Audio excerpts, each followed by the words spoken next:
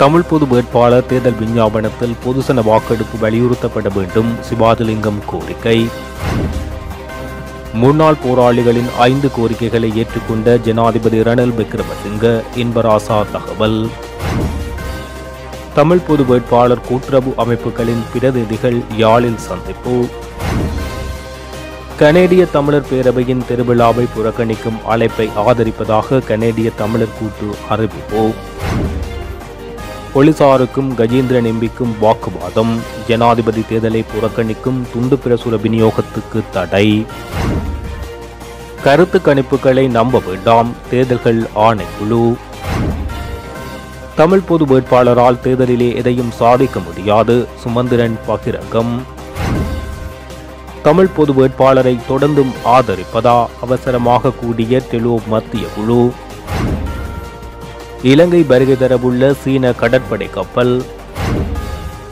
பொது வேட்பாளர் விடயத்தில் தமிழரசு கட்சிக்குள் பிளவு, ஒத்துக்கொண்டார் சிவஞானம். இனவாதத்துடன் செயல்படாமல் எல்லோரையும் ஒன்றிணையுமாறு சஜித் அழைப்பு. அனுர வெற்றி பெற்றால் உருவாகவுள்ள ஆட்சி கட்டமைப்பு தொடர்பில் வெளியான தகவல். தொடர்வது விரிவான செய்திகள். தமிழ் பொது வேட்பாளரின் தேர்தல் விஞ்ஞாபனத்தில் பொதுசன வாக்கெடுப்பு தொடர்பாக வலியுறுத்தப்பட வேண்டும் என தமிழ் தேசிய கட்சியின் பொதுச் செயலாளரும் முன்னாள் பாராளுமன்ற உறுப்பினருமான MK சிவாஜிலிங்கம் கோரிக்கை விடுத்துள்ளார். யாழ் ஊடக மையத்தில் இன்று இடம்பெற்ற ஊடகவியலாளர் சந்திப்பில் கருத்து தெரிவிக்கும் போது அவர் இதனை தெரிவித்தார். தமிழ் பொது வேட்பாளர் ஒருவர் நிறுத்தப்பட்டிருக்கிறார். 7 தமிழ் கட்சிகளின் சார்பிலும் அதே போல சிவில் அமைப்புகளின் சார்பிலும் சேர்த்து நிறுத்தப்பட்டிருக்கிறார். பிரச்சார நடவடிக்கைகளும் ஓரளவு ஆரம்பிக்கப்பட்டிருந்த சூழ்நிலை ஏற்பட்டாலும் இன்னமும் தேர்தல் அறிக்கை, எலெக்ஷன் மேனிஃபெஸ்டோ வெளிவரவில்லை, தேர்தல் விஞ்ஞாபனம் வெளிவரவில்லை. அதில் என்ன வரப்போகின்றது என்றால் முக்கியமான விடயம்.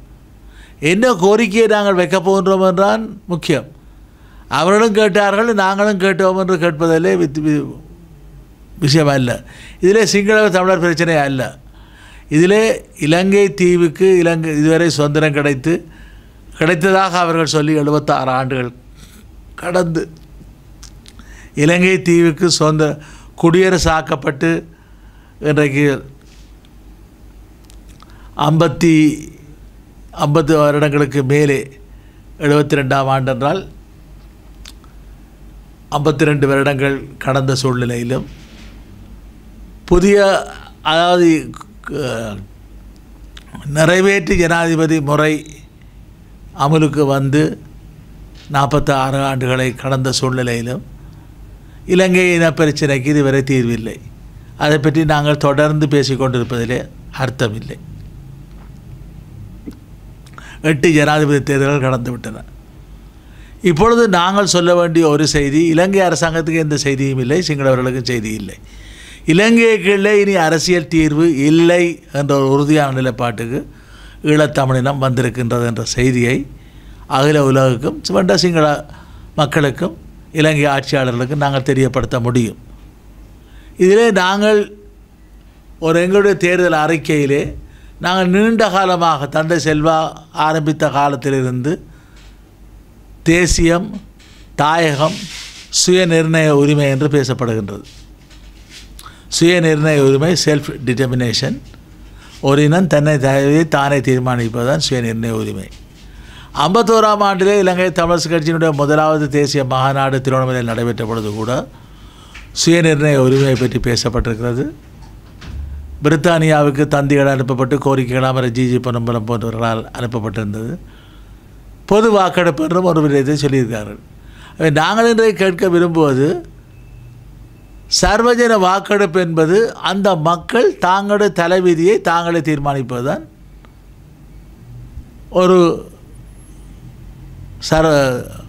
ஒரு சுயநிர்ணய உரிமை, செல்ஃப் டிட்டர்மினேஷன். வெளிநாடுகளில் 18 வயதுக்கு மேற்பட்ட ஒரு பிள்ளை, ஆண் பிள்ளையாக இருக்கட்டும் பெண் பிள்ளையாக இருக்கட்டும், 18 வயதை கடந்த பின்னர் அந்த பிள்ளைகளுக்கு தங்களுடைய தலைவிதியை தீர்மானிக்கின்ற உரிமை இருக்கிறது. அதுபோலத்தான் ஒரு இனத்துக்கு இருக்கிறது என்றால், இப்பொழுது கட்சிகள் தீர்மானித்து வைத்திருக்கிறார்கள். இதுக்கு சமஷ்டி, இதுக்கு கான்ஃபெடரேஷன், நிறைவேற்று இணைப்பாட்சி, இவ்வாறு. ஆகவே அதை தீர்மானிக்க வேண்டியவர்கள் தமிழ் மக்கள்.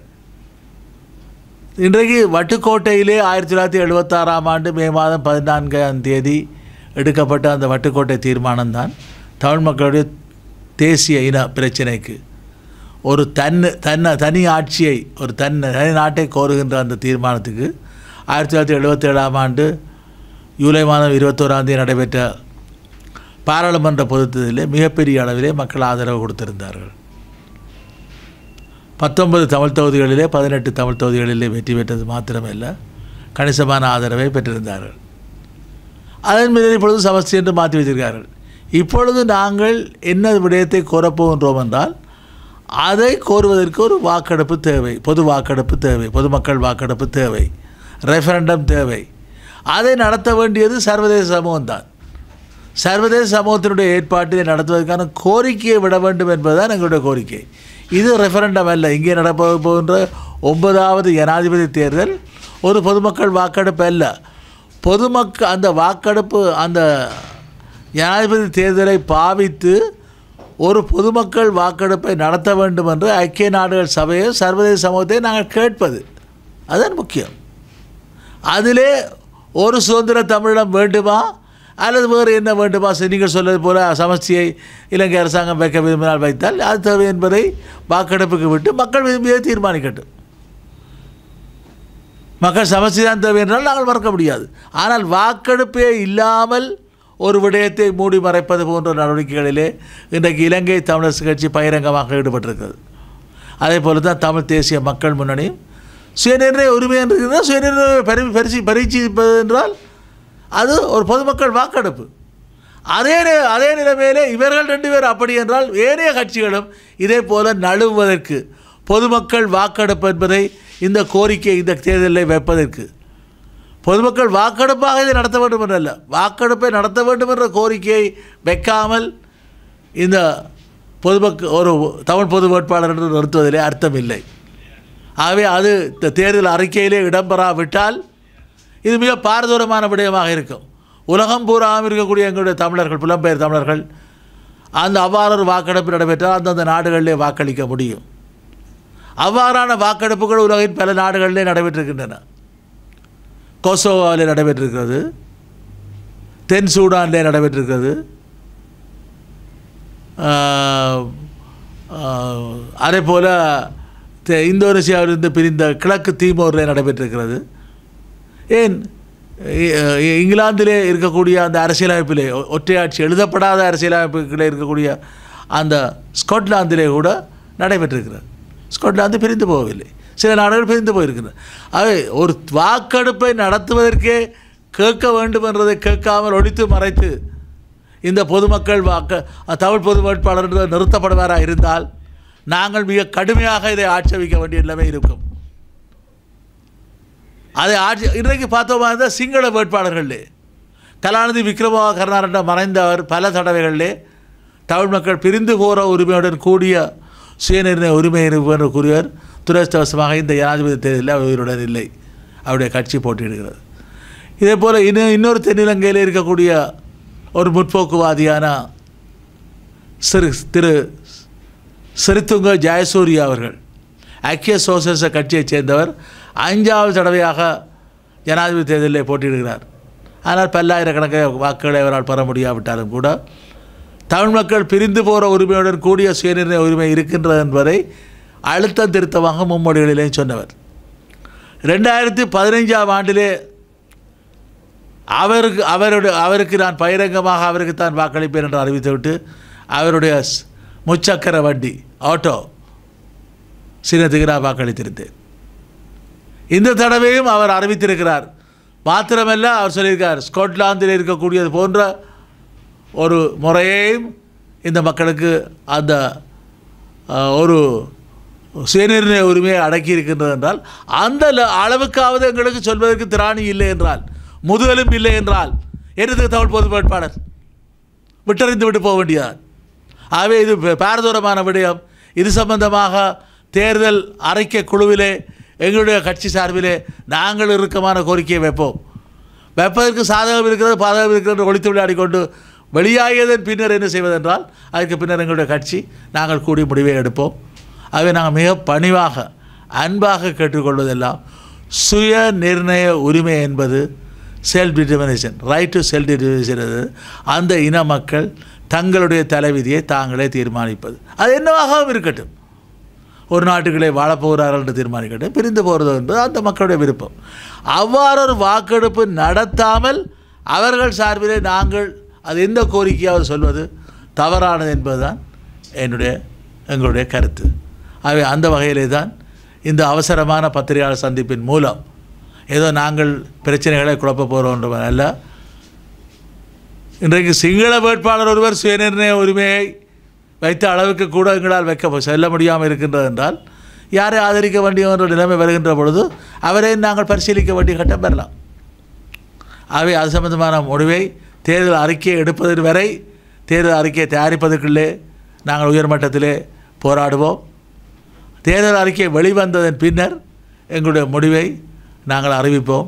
ஆகவே இது ஒரு எத்தனை லட்சம் வாக்குகளுக்கு கிடைக்க போகிறது அல்ல பிரச்சனை, 1 லட்சமா 2 லட்சமா இல்லை. இந்த கோரிக்கை சர்வதேசத்துக்கு போகிறது என்பதுதான் முக்கியம். நான் 2010 முதல் தடவையாக சுயேட்சையாக ஜனாதிபதி தேர்தலில் போட்டியிட்ட பொழுது நான் வைத்த கோரிக்கை அமெரிக்கா வாஷிங்டனுக்கு இங்கே இருக்க தூதரத்தால் அனுப்பப்பட்டிருக்கிறது. கான்ஃபெடரேஷன் 2 பாராளுமன்றங்கள், சிங்களவர்களுக்கு ஒரு பாராளுமன்றம், தமிழர்களுக்கு ஒரு பாராளுமன்றம், ஆதி உச்சபட்ச சுயாட்சியை ஒரு கோருகின்றார் சிவாஜிலிங்கம். இதைவிட முதலாவது ஒரு தனிநபராக சர்வதேச விசாரணையை கோருகிறார் என்ற விடயங்கள் எல்லாம் அங்கே குறிப்பிடப்பட்டிருந்தது. அது வெளியாகிய விக்கிலீக்ஸிலே 2200 விக்கிலீக்ஸ் அறிக்கைகளிலே அது ஒன்றாக வெளியாகி இருந்தபடியே எங்களுக்கு தெரிய வந்திருக்கிறது. ஆகவே நான் வைத்து 9000 வாக்கெடுத்த விடயத்திலே சர்வதேச விட அக்கறை காடு செலுத்த முடியுமாக இருந்தால் ஏன் இப்பொழுது இவ்வளவு பெரிய பரவலாக செய்கின்ற பொழுது செலுத்த மாட்டார்கள். ஆகவே இதை கவனத்தை ஈர்க்கக்கூடிய விதத்திலே நாங்கள் சுய நிர்ணய உரிமைக்கான தீர்வு என்ன தெளிவு என்பதை தெரிவிக்கக்கூடிய விதத்திலே இந்த தேர்தல் அறிக்கை இடம்பெற வேண்டும் என்பதைத்தான் இந்த ஊடக வழியிலே நாங்கள் இந்த பொது கட்டமைப்பிலே இருக்கக்கூடிய தமிழ் பொது கட்டமைப்பிலே இருக்கக்கூடிய சிவில் அமைப்புகளையும் கட்சிகளையும் பார்த்து ஆதரவாளர்களையும் பார்த்து கேட்க விரும்புகிறோம். பிரச்சாரத்தையும் ஆரம்பித்து விட்டீர்கள், நாங்களும் ஆரம்பத்திலே பிரச்சாரத்திலே பங்கு பெற்றிருக்கிறோம். தொடர்ந்து இழுபறிப்பட்டு கொண்டிருக்க முடியாது. 2 நாட்களில் இந்த வாரத்துக்குள்ளேயே தேர்தல் அறிக்கையை, எலெக்ஷன் மேனிஃபெஸ்டோவை, தேர்தல் விஞ்ஞாபனத்தை பூர்த்தி செய்து நாங்கள் வெளியிட்டு ஒற்றுமையாக இந்த தேர்தல் பணிகளை முன்னெடுத்து வடக்கு கிழக்கு மாத்திரமே இலங்கை தீவு பூராக இருக்கக்கூடிய தமிழ் மக்கள் எங்களுக்கு வாக்களித்து, ஏன் தமிழ் மக்கள் அல்லாதவர்களும் வாக்களிக்க வேண்டாம் என்று நாங்கள் சொல்லவில்லை, வாக்களித்து இவ்வளவு பேர் ஒரு பொதுமக்கள் வாக்கெடுப்பை கோருகின்றார் என்பதை அகில உலகத்துக்கு சிங்கள ஆட்சியாளர்களுக்கும் தெரியப்படுத்த வேண்டும். இனிமேலும் இவர்களுடன் உள்நாட்டிலே பேசி பேசி பிரச்சனை இல்லை, ஏமாற்றப்பட்டது போதும் என்ற நிலைப்பாட்டை தெரிவிப்பதற்காகவே இந்த அவசரமான ஊடக சந்திப்பை ஏற்பாடு செய்திருந்தோம்.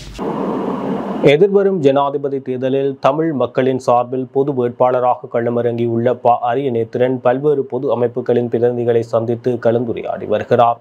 இதன் ஒரு கட்டமாக இன்றைய தினம் யாழ் மாவட்ட கூட்டுறவு அமைப்புகளின் உயர்மட்ட பிரதிநிதிகளை சந்தித்து கலந்துரையாடியுள்ளார். இந்த சந்திப்பு நல்லூர் திவ்ய ஜீவன சங்க மண்டபத்தில் நடைபெற்றது.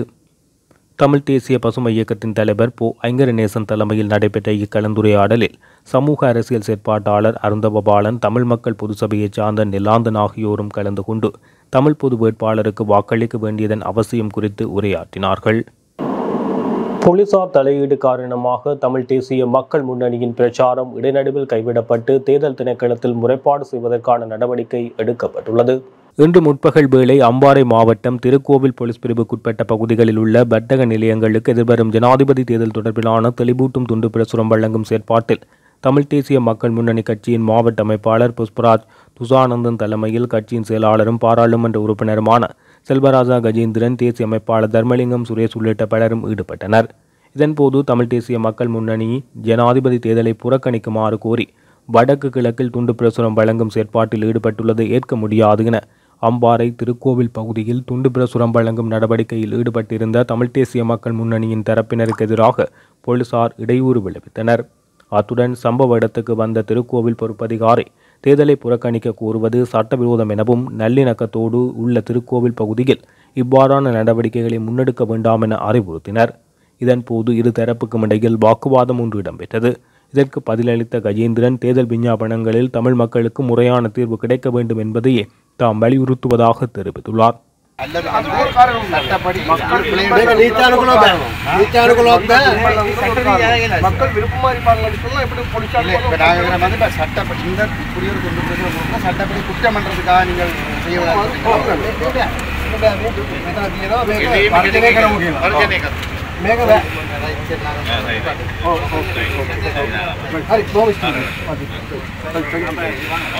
ஆனால் ஒன்றை சொல்லுங்க, இந்த நாட்டை கட்டித்தனமா அழிச்சு கொண்டு வந்து பாதாளத்தில் விட்டுருக்கீங்க. இந்த நாட்டை வந்து ஒரு அரசியலமைப்பு மாற்றத்தை கொண்டு வரதுக்கு வந்து நீங்கள் ஒரு விரும்பிட போறது அழிச்சு போட்டீங்க. நீங்கள் அழிச்சு போலீஸுக்கு நியாயம் இருக்கா? தமிழருக்கு நியாயம் எங்களுக்கு அங்க நியாயம் இருக்கு. இப்ப நாங்களே நிப்பாட்டுறோம். நாங்க நிப்பாட்டுறோம். ஆனா உங்களுக்கு சொல்றேன், இந்த நாட்டிலே ஒரு அரசியலமைப்பு மாற்றத்தை கொண்டு வரதுக்கு தயவுசெய்து வந்து நீங்கள் உங்களோட ஆட்சியாளர்களுக்கு சொல்லி மாற்றத்தை இல்லைன்னு சொல்லி சொன்னால் தொடர்ந்து நீங்கள் நாட்டை அழிச்சு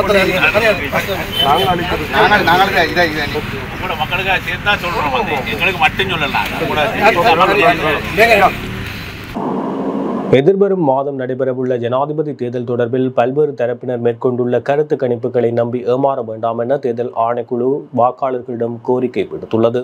இதேவேளை கருத்து கணிப்புகளை வைத்து ஜனாதிபதி தேர்தல் தொடர்பான தமது கருத்தை வாக்காளர்கள் மாற்ற வேண்டிய அவசியமில்லை என தேர்தல் ஆணையாளர் நாயகம் சமன் ஸ்ரீ ரத்நாயக்க தெரிவித்துள்ளார். எதிர்வரும் ஜனாதிபதி தேர்தலிலே தமிழ் பொது வேட்பாளர் மூலமாக நாம் எதையும் சாதிக்க முடியாது. மாறாக இவ்வாறான முயற்சியில் நாம் இறங்குவதன் மூலம் எங்களுக்கு இருக்கக்கூடிய அரசியல் பலத்தை சிதைத்துவிடக்கூடிய வேலை திட்டமாகத்தான் நான் இதை பார்க்கின்றேன் என யாழ் மாவட்ட பாராளுமன்ற உறுப்பினரும் ஜனாதிபதி சட்டத்தரணியுமான MA சுமந்திரன் தெரிவித்துள்ளார். எண்ணிக்கையிலே சிறுபான்மையாக இருப்பவர்களின் வாக்குப்பலம் எப்போதும் பலனளிக்காது. ஆனால் பிரதான வேட்பாளர்கள் 3 பிரிவுகளாக பிரிந்திருக்கின்ற போது அந்த வாக்குப்பலம் மிகவும் பெரிதாக தோற்றமளிக்கும். இதுவும் அவ்வாறானதொரு தருணம். எங்களுடைய வாக்குப்பலம் பலமைக்கு மாறாக மிகவும் பலமுள்ளதாக வருகின்ற ஒரு சந்தர்ப்பத்தில் அதை புறந்தள்ளி ஒன்றில் புறக்கணிப்பது அல்லது வெல்ல முடியாது என தெரிந்திருந்தும் வேட்பாளர்களுக்கு வாக்குகளை அளிப்பதன் மூலமாக எங்களுடைய கைகளிலே இந்த தருணத்தில் கிடைத்திருக்கக்கூடிய மிகப்பெரிய அரசியல் ஆயுதத்தை நாங்கள் உபயோகிக்காமல் இருப்பது முட்டாள்தனமான செயற்பாடு என சுமந்திரன் தெரிவித்துள்ளார். ஜனாதிபதி தேர்தலில் போட்டியிடும் பொது வேட்பாளரை தொடர்ந்தும் ஆதரிப்பதா இல்லையா என்பது குறித்து தமிழீழ விடுதலை இயக்கத்தின் மத்திய குழு மீண்டும் அவசரமாக கூடி ஆராய்ந்துள்ளது. தமிழீழ விடுதலை இயக்கம் பொது வேட்பாளர் ஒருவரை நிறுத்துவது என 7 கட்சிகள் மற்றும் பொது அமைப்புகளை உள்ளடக்கி ஒப்பந்தம் ஒன்றை செய்திருந்தது. எனினும் கட்சி உறுப்பினர்கள் மத்தியில் இது தொடர்பில் பல்வேறு குழப்பங்கள் ஏற்பட்டிருந்தது. அக்கட்சியின் தலைவரும் பாராளுமன்ற உறுப்பினருமான செல்வம் அடைக்கலநாதன் உள்ளிட்டோர் அண்மையில் ஜனாதிபதியும் வேட்பாளருமான ரணில் விக்ரமசிங்க மற்றும் வேட்பாளர் சையத் பிரேமதாச ஆகியோரை சந்தித்து கலந்துரையாடியிருந்தனர். இந்த நிலையில் தொடர்ந்தும் தமிழ் பொது வேட்பாளரை ஆதரிப்பதா அல்லது பிரதான வேட்பாளரில் ஒருவரை ஆதரிப்பதா என்பது குறித்து அடுத்த கட்ட செயற்பாடுகள் குறித்தும் மத்திய குழுவில் ஆராயப்பட்டு வருகிறது. இதில் பாராளுமன்ற உறுப்பினர்களான செல்வம் அடைக்கலநாதன், கோவிந்தன் கருணாகரன், பேச்சாளர் சுரேன் குருசுவாமி உள்ளிட்ட மத்திய குழு உறுப்பினர்கள் கலந்து கொண்டனர். நமது கட்சியாகிய தமிழீழ விடுதலை இயக்கத்தினுடைய மத்திய குழு கூட்டம் வவுனியா நகரத்திலே தலைவர் செல்வம் அடைக்கலநாதன் அவருடைய தலைமையில் நடைபெற்றது. இந்த கூட்டத்திலே எதிர்வரும் ஜனாதிபதி தேர்தலில் பொது வேட்பாளர் சம்பந்தமான விடயங்களை எப்படி மேற்கொண்டு நாங்கள் கொண்டு செலுத்துவது என்பது பற்றியதான கலந்துரையாடல் நடைபெற்றது. இதில் 2 விதமான விடயங்களை நாங்கள் எதிர்கொண்டுள்ளோம். முதலாவது, எமது பொது வேட்பாளருடைய பிரச்சார நடவடிக்கைகள், பொது வேட்பாளர் சம்பந்தமான வேலை திட்டங்களை முன்னெடுப்பது என்பது பற்றியும், அதே நேரத்தில் பொது வேட்பாளர் களமிறக்கப்பட்டதால் தென்பகுதியில் ஏற்படுகின்ற அழுத்தங்களின் பிரகாரம் தென்பகுதியில் உள்ள வேட்பாளர்கள், குறிப்பாக பிரதான வேட்பாளர்களிடமிருந்து தொடர்ச்சியான பேச்சுவார்த்தைக்கான அழைப்புகளும் கோரிக்கைகளும் வந்த வண்ணம் உள்ளன. ஆகவே இந்த பேச்சுவார்த்தை சம்பந்தமான விடயங்களை எப்படி நாங்கள் கையாளுவது என்பது பற்றியுமான கலந்துரையாடல் இன்று நடைபெற்றது. இது மிகவும் ஆக்கபூர்வமான சந்திப்பாகவும் இருந்தது. நிறைய கருத்துக்கள் பரிமாறப்பட்டன. அதன் பிரகாரம் எதிர்வரும் இந்த ஜனாதிபதி தேர்தலில் பொது வேட்பாளரையும் அதே நேரத்திலே எங்களுக்கு வரக்கூடிய பேச்சுவார்த்தைக்கான அழைப்புகளையும் எவ்வாறு கையாளுவது என்பது பற்றியதான அனுமதியையும் அதற்கான ஆலோசனைகளையும் இந்த மத்திய குழு கூட்டத்தில் நாங்கள் எடுத்துக்கொண்டோம். குறிப்பாக இந்த பிரதான ஒரு பேச்சுவார்த்தை செல்கின்ற போது அங்கு உங்களுடைய கோரிக்கைகள் நிறைவேற்றப்படுமாக இருந்தால் இந்த பொது வேட்பாளர் என்ற கருத்தை நீங்கள் விடுவதற்கான சந்தர்ப்பம் இல்லை. பொது வேட்பாளரை விடுவதற்கான சந்தர்ப்பம் என்பதற்கு சாத்தியமில்லை. ஆனால் எங்களுக்கு அழைக்கப்படுகின்ற பேச்சுவார்த்தையிலே எமது மக்களினுடைய கோரிக்கைகள் எதற்காக பொது வேட்பாளரை களமிறக்கினோமோ அல்லது எந்த விடயங்கள் நிறைவேற்றப்படவில்லை என்பதற்காக பொது வேட்பாளரை களமிறக்கினோமோ அந்த கோரிக்கைகள் அனைத்தையும் இந்த பிரதான வேட்பாளர்களிடம் சமர்ப்பிக்க வேண்டியது எமது மக்களுடைய நலன் சார்ந்து நம்முடைய கடமையாகும். ஆகவே அந்த விடயத்தை நாங்கள் எப்படி கையாள வேண்டும் என்பது பற்றியதான முடிவுகளை இன்று எடுத்துள்ளோம். மக்களுடைய கோரிக்கைகளை இருந்தால் பேச்சுவார்த்தை மூலமாக ஏற்கனவே நீங்கள் ஒரு பேச்சுவார்த்தையை நடத்தி கோரிக்கைகளை முன்வைத்திருக்கலாமே, பொது வேட்பாளரை நிறுத்தி வைக்க வேண்டிய தேவை இருக்கிறது. பொது வேட்பாளர் இல்லாத சூழ்நிலையிலே நாங்கள் நடத்தப்படுகின்ற பேச்சுவார்த்தைகள் என்பது நாங்கள் வலிந்து சென்று அவர்களிடம் நின்று கையேந்துகின்ற போன்ற ஒரு நிலைமையை ஏற்படுத்தும். பொது வேட்பாளரை களமிறக்கிய பின்னர் அவர்களுக்கு ஏற்பட்டிருக்கிற அழுத்தம், அதாவது தெற்கில் இருக்கக்கூடிய வாக்குகள் சமமாக பிரிக்கப்படுகின்ற பொழுது இந்த பொது வேட்பாளருக்கு தமிழ் மக்கள் அதிகபட்ச வாக்குகளை வழங்கினால் தங்களுடைய நிலைமையை நினைத்து இரண்டாவது செகண்ட் கவுண்ட் என்று சொல்லக்கூடிய இரண்டாவது கணக்கீடில் கூட வெற்றி என்பது சாத்தியமில்லாமல் போய்விடும் என்ற நிலைமை அவர் உணர்கிறார்கள். ஆகவே இந்த பொது வேட்பாளர் என்பதை களமிறக்கிய பின்னர் மிக உறுதியான நிலைமையிலே இது ஒரு வெற்றி அளித்திருக்கிறது என்பதால் நாங்கள் சொல்ல வேண்டும். அவை இதற்கு பின்னர் அவர்களுடைய அழைப்புகள் என்பது மிக தொடர்ந்தேர்ச்சியாக எங்களை நோக்கி வந்து கொண்டிருக்கிறது. ஆகவே இதில் நாங்கள் ஒரு பலமான நிலைமையிலிருந்து எங்களுடைய கோரிக்கைகளை முன்வைக்க முடியும் என்பதுதான் எங்களுடைய நிலைப்பாடு. கட்சிக்குள்ளேயே இது தொடர்பான ஒரு மாறுபட்ட கருத்துக்களை சில பாராளுமன்ற உறுப்பினர் கூட வெளிப்படுத்தி வருகிறார்கள் மக்கள் மத்தியில். இவ்வாறான ஒரு நிலைமையில் இது தொடர்பாக ஒரு ஒழுக்காற்று நடவடிக்கை எடுப்பதற்கான முனைப்பை நீங்கள் இன்றைய மத்திய குழுவிலே முடிவெடுத்திருக்கிறீர்கள். இந்த கட்சியிலே பல்வேறு விதமான விடயங்கள், பல்வேறு விதமான கருத்துக்கள், ஜனாதிபதி வேட்பாளர்கள் சம்பந்தமான கருத்துக்கள் நிலவுகின்றன.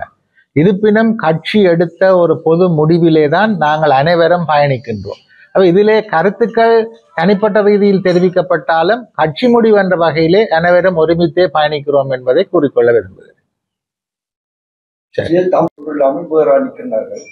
இதனால் உங்களுக்கு பாதிப்புண்டாகும். தமிழரசு கட்சியில் பலர், குறிப்பாக கௌரவ பாராளுமன்ற உறுப்பினர் ஸ்ரீதரன் அவர்கள் கூட பொது வேட்பாளருக்கு ஆதரவை தெரிவித்து தன்னுடைய பேட்டியை வெளியிட்டிருக்கின்றார். அதுபோன்று தமிழரசு கட்சியில் பல உறுப்பினர்கள் இதற்கான ஆதரவை தெரிவித்திருக்கிறார்கள். பிரச்சார கூட்டங்களில் கூட அவர்கள் கலந்து கொண்டிருக்கிறார்கள். ஆகவே இதிலே எங்களுக்குள் முரண்பாடுகள், காலப்போக்கிலே இருக்கக்கூடிய முரண்பாடுகள், மாற்று கருத்துக்கள் அனைத்தும் சீர் செய்யப்பட்டு அவர்களும் எங்களோடு சேர்ந்து பயணிக்க வேண்டும் என்ற கோரிக்கையை முன்வைப்பதோடு பயணிப்பார்கள் என்ற நம்பிக்கையையும் நாங்கள் வெளிப்படுத்துகிறோம். சமூக வலைத்தளங்களில் தங்களுடைய கட்சியை சேர்ந்த பாராளுமன்ற உறுப்பினர் தாங்கள் கூறியவாறு இதற்கு நான் ஏற்கனவே பதில் அளித்து விட்டேன். பதிவுகள் வந்து உங்கள் கட்சியை உங்களால் கூறப்பட்ட கட்சி பாதையில் செல்லாத பெரிதொரு வழியில் செல்கின்றார் என்பதற்காக நீங்கள் இல்லை, அதுக்கான கதை நான் ஏற்கனவே சொல்லியிருக்கேன். இதே கேள்விக்கு நான் சொன்ன அனைவரும் தங்களுடைய சுயமான கருத்துக்களை அவர்கள் வெளிப்படுத்த எல்லோருக்கும் உரிமை உண்டு ஜனாதிபதி வேட்பாளர் என்ற வகையிலே. ஆனால் கட்சி என்று எடுத்த முடிவிலே அனைவரும் அறிவித்துத்தான் பயணிக்கிறோம் என்பதை நான் கூறிக்கொள்ள விரும்புகிறேன். பிரதான வேட்பாளர்களோட சந்தித்து கழித்து வருகின்றீர்கள். பிரதான வேட்பாளர்கள் உங்களுடைய கோரிக்கைகளை ஏற்றுக்கொள்கிற பட்சத்தில் இரண்டாவது விருப்பு வாக்கை அவர்களுக்கு செலுத்துவதற்கான வாய்ப்பு அதனை கட்சி வெளியிட்ட இல்லை, அவர்களுடைய கோரிக்கைகள் எந்த அளவிலே அவர்கள் எங்களுடைய கோரிக்கைகளை செவிமடுக்கிறார்கள், எந்த அளவிற்கு நாங்கள் கோரிக்கைகள் மாத்திரமல்ல எங்கள் கோரிக்கைகளை வலியுறுத்துகின்ற கோரிக்கைகளை எப்படி அவர்கள் நாங்கள் நம்பக்கூடிய வகையில் ஏற்றுக்கொள்ளுகிறார்கள் என்ற விடயங்களை பொறுத்துத்தான் மேற்கொண்டு விடயங்களை நாங்கள் கவனத்தில் கொள்ள முடியும். 2022ஆம் ஆண்டு இக்கட்டான தருணத்தில் எதிர்க்கட்சி தலைவர் சயித் பிரேமதாசாவுடன் பேசி ஆட்சியை பொறுப்பேற்குமாறு கூறும்படி அப்போதைய ஜனாதிபதி கோட்டபய ராஜபக்ச என்னிடம் கூறினார். ஆனால் சயித் தரப்பு ஆட்சியை பொறுப்பேற்காது மிகவும் கடினமான விடயம் என விலகிச் சென்றுள்ளனர் என வெளிவகார அமைச்சர் அலி சப்ரி தெரிவித்தார். ரணில் விக்ரமசிங்கவுக்கு ஆதரவாக மட்டக்களப்பில் இடம்பெற்ற தேர்தல் பிரச்சார கூட்டத்தின் போது அவர் மேற்கண்டவாறு தொடர்ந்தும் தெரிவித்தார். 2019 ஜனாதிபதி தேர்தல் நடைபெற்ற போது முஸ்லிம் காங்கிரசும் மக்கள் காங்கிரசும் சயித் பிரேமதாசவை ஆதரித்தன. சமூக ஒற்றுமைக்காக நாம் அன்றைய அரசுடன் இருந்தோம். முஸ்லிம்களின் ஜனாசாக்கள் தகனம் செய்யப்பட்ட போது அதற்கு எதிராக நாம் செயற்பட்ட போது காபிஸ் நசீர் அகமட்டும் எம்முடன் இணைந்து செயற்பட்டார். அன்றைய பாகிஸ்தான் ஜனாதிபதி இம்ரான் கான் எமது நாட்டுக்கு வந்தபோது அவருடன் கலந்துரையாடி தகனம் செய்வதை நிறுத்தி 3000 பேரின் ஜனாசாக்களை உங்கள் பிரதேசத்தில் அடக்கம் செய்து இந்த பிரச்சனையை தீர்க்க எம்மால் முடிந்தது. நெருக்கடி நிலையில் நிதி அமைச்சை பொறுப்பேற்க எவரும் முன்வராத நிலையில் 2022 நிதி அமைச்சை நான் பொறுப்பேற்றேன். எதிர்க்கட்சியுடன் இணைந்து செயற்படுமாறு IMF அறிவித்த நிலையில் எதிர்க்கட்சி தலைவருடன் பேசி ஆட்சியை ஏற்குமாறு கூறும்படி அன்றைய ஜனாதிபதி கோட்டபாய என்னிடம் கேட்டுக்கொண்டார். சையத் பிரேமதாசாவுடன் பேசிய போது கஸ்தடி சில்வாவுடன் பேசுமாறு சொன்னார். மத்திய வங்கி ஆளுநர், திரைசேரி செயலாளர் ஆகியோருடன் பேச வேண்டுமென கஸ்தடி கோரியதற்கமைய அவர்களை எதிர்க்கட்சித் தலைவரின் அலுவலகத்துக்கு அனுப்பினேன். ஆட்சியை ஏற்பது மிகவும் கடினமான விடயம் என்றும் அதனை ஏற்பவருக்கு மிகவும் கடினமாக இருக்கும் எனவும் கஸ்தடி சில்வா தெரிவித்தார். அவரது டுவிட்டர் தளத்திலும் இதனை பதிவிட்டார். ஆனால் ரணில் விக்ரமசிங்க ஆட்சி பொறுப்பை தைரியமாக ஏற்றார். அதுதான் தலைமைத்துவத்துக்கு அழகாகும். அதன் பின்னர் எரிவாயு, பெட்ரோல் வரிசை முடிவுக்கு வந்தது. மருந்தை தடையின்றி வழங்கினோம், உரத்தை வழங்கினோம். 2 வருடங்களில் நாட்டில் பாரிய மாற்றத்தை ஏற்படுத்திய ஜனாதிபதிக்கு நாம் வாக்களிக்க வேண்டுமா இல்லையா என்ற கேள்விக்கு உங்கள் மத்தியில் இருக்கும் முஸ்லிம் சமுதாயம் எப்போதும் நாட்டை பற்றி சிந்தித்து செயற்படும் சமுதாயமாகும். நாட்டை கட்டியெழுப்பிய ஜனாதிபதிக்கு நாட்டை கையளிப்பதா அல்லது அன்று ஏற்க மறுத்தவர்களுக்கு பரிச்சார்த்தமாக கொடுப்பதா? மலையகத்தில் உள்ள கட்சிகளில் ஒரு கட்சி அரசுடனும் ஒரு கட்சி எதிரணியுடனும் இருக்கும். ஆனால் முஸ்லிம் கட்சிகளில் 2 கட்சிகளும் ஆளும் தரப்பில் தான் இருக்கும். மலையக அபிவிருத்திக்கான அமைச்சியோ கல்வி அமைச்சியோ மலையக கட்சிகள் கூறுவார்கள். ஆனால் எமது முஸ்லிம் கட்சிகள் எமது நலனுக்காக அமைச்சு பொறுப்பை கேட்பார்கள். கடந்த 2 வருடங்களில் முஸ்லிம் நாடுகளுக்கு அடுத்தபடியாக பலஸ்தீன மக்களுக்கு அதிகளவு குரல் கொடுத்தது எமது நாடுதான். பலஸ்தீன மக்களுக்காக நிதியம் ஒன்றை ஜனாதிபதி ஆரம்பித்தார். கடினமான நிலையிலும் கூட அந்த மக்களுக்கு $2 மில்லியன் அமெரிக்க டாலர்களை திரட்டி கொடுத்தோம். எதிர்காலத்தில் அங்கு ஒரு பாடசாலை கட்டுவதாக ஜனாதிபதி உறுதியளித்துள்ளார் என குறிப்பிட்டுள்ளார். இலங்கை, வியட்நாம், இந்தோனேசியா ஆகிய நாடுகளுடன் கடற்படை ஒத்துழைப்பை கட்டி எழுப்பும் நோக்கில் சீன கடற்படைக்கு சொந்தமான போலன் என்ற கப்பல் சீனாவின் வடகிழக்கில் உள்ள டெலியன் மாகாணத்திலிருந்து தனது பயணத்தை ஆரம்பித்துள்ளதாக வெளிநாட்டு ஊடகங்கள் தெரிவித்துள்ளன. இக்கப்பல் இம்மாதம் இறுதி வாரத்தில் இலங்கைக்கு வரவுள்ளது. 85 மீட்டர் நீளமும் 11 மீட்டர் அகலமும் கொண்ட இந்த கப்பல் 18 நாட்ஸ் வேகத்தில் பயணிக்கக்கூடியது. 50 கடற்படை கேட்களுக்கு ஒரே நேரத்தில் பயிற்சி அளிக்கும் வசதியும் உள்ளது. கடற்படை அதிகாரிகளிடையே தொழில்துறை திறன்களை வளர்ப்பது மற்றும் பிற நாடுகளின் கடற்படைகளுடன் ஒத்துழைப்பை மேம்படுத்துவது மற்றும் பொதுவான எதிர்காலத்துடன் கடல் நடவடிக்கைகளை தொடங்குவது இந்த விஜயத்தின் நோக்கமாகும் என கப்பலின் அதிகாரி ஒருவர் தெரிவித்தார். இந்த கப்பல் தனது பயணத்தின் போது ஹாங்காங்கில் தொழில்நுட்ப வசதிகளை பெறும் என்று குறிப்பிடப்பட்டுள்ளது. தமிழ் பொது வேட்பாளர் விடயத்தில் தமிழரசு கட்சி பிரிந்துதான் நிற்கும் என வடமாகாண அவைத் தலைவரும் தமிழரசு கட்சியின் துணைத் தலைவருமான CVK சிவஞானம் தெரிவித்துள்ளார். இங்கு தொடர்ந்தும் கருத்து வெளியிட்ட அவர், பொது வேட்பாளர் என்பதுதான் எமது பிரச்சினை, அரிய நேத்திரன் என்பது 2வது பிரச்சினை. ஜனாதிபதி தேர்தல் குறித்து நாங்கள் இன்னமும் முடிவெடுக்கவில்லை. காரணம், பல வேட்பாளர்கள் போட்டியிடுகின்ற நிலையில் 3 பேரைத்தான் நாங்கள் கணிக்கலாம். அவர்களுடைய விஞ்ஞாபனம் இன்னமும் வெளியாகவில்லை. இணைந்த வடகிழக்கில் நிரந்தரமாக மாற்ற முடியாத அல்லது மீளப்பெற முடியாத அதிகாரங்களை கொண்ட ஒரு சமஷ்டி கட்டமைப்பை கோருகின்றோம் என்ற எங்களுடைய நிலைப்பாட்டை தெளிவாக சொல்லியுள்ளோம். இவற்றை பரிசீலிப்பதற்காக நாங்கள் இன்னமும் ஒரு முடிவுக்கு வரவில்லை. கட்சியில் 2 நிலைப்பாடுகள் காணப்படுகிறது. ஸ்ரீதரன் ஆரம்பத்திலேயே தமிழ் பொது வேட்பாளருக்கு ஆதரவான நிலைப்பாட்டை தெரிவித்தார். அதே நேரம் மூத்த துணைத் தலைவரான நான் ஆதரிக்கவில்லை. இது சாத்தியமற்றது. வேட்பாளர் தெரிவில் பிரச்சினை வரும். நாங்கள் ஏற்கனவே நிரூபித்த ஆணை அல்லது மக்கள் அங்கீகாரத்தை மலினப்படுத்தும் என ஏற்கனவே தெரிவித்திருந்தேன். பொது வேட்பாளர் விடயத்தில் தனி முடிவுக்கு வரமாட்டோம். கட்சி இதுவரையில் எந்தவொரு முடிவும் எடுக்கவில்லை. அவ்வாறு முடிவு எடுத்தாலும் நான் என்னுடைய நிலைப்பாட்டில் இருந்து மாறமாட்டேன் என தெரிவித்துள்ளார். இனவாதத்துடன் செயல்படாமல் எல்லோரும் ஒன்றிணைந்து பொறாமை, வைராக்கியம், அதிகார பேராவல் போன்றவற்றிலிருந்து விலகி நாட்டை கட்டியெழுப்ப ஒற்றுமையோடு இணைந்து செயற்படுவோம் என எதிர்க்கட்சித் தலைவர் சையத் பிரேமதாசா தெரிவித்துள்ளார். ஐக்கிய மக்கள் சக்தியின் 11வது மக்கள் வெற்றி பேரணியில் நேற்றைய தினம் கருத்து தெரிவிக்கும் போது அவர் இதனை குறிப்பிட்டுள்ளார். இங்கு தொடர்ந்தும் கருத்து தெரிவித்த அவர், எமது நாட்டில் தற்பொழுது மோதலுடன் கூடிய அரசியல் யுகம் ஒன்று உருவாகி இருக்கிறது. கோபம், போட்டி, பகை, இனவாதம், மதவாதம், பழங்குடிவாதம், நிறவெறி, சாதி பிரிவுகளாக பிரிந்திருக்கிறார்கள்.